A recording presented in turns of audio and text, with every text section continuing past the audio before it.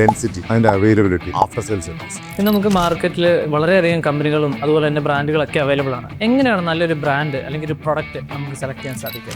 Good question.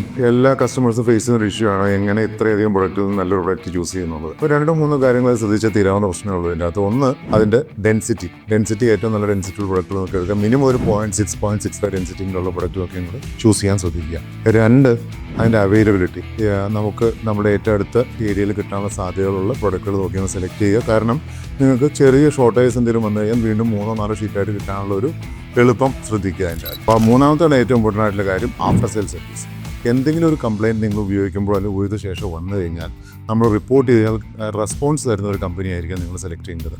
അങ്ങനെ ഒരു ടീമുള്ളൊരു കമ്പനിയാണ് എന്നുണ്ടെങ്കിൽ നിങ്ങൾക്ക് എന്ത് പ്രശ്നം വന്നു കഴിഞ്ഞാലും അവരതിൻ്റെ പിന്നിൽ ഉണ്ടാവും. അത് വളരെ ഇമ്പോർട്ടൻ്റ് ആയിട്ടുള്ള കാര്യമാണ്. അപ്പോൾ ഈ 2-3 കാര്യങ്ങൾ ശ്രദ്ധിച്ചു കഴിഞ്ഞാൽ നിങ്ങൾക്ക് നല്ല പ്രൊഡക്റ്റ് മാർക്കറ്റിൽ നിന്നും എടുക്കാവുന്നേ ഉള്ളൂ.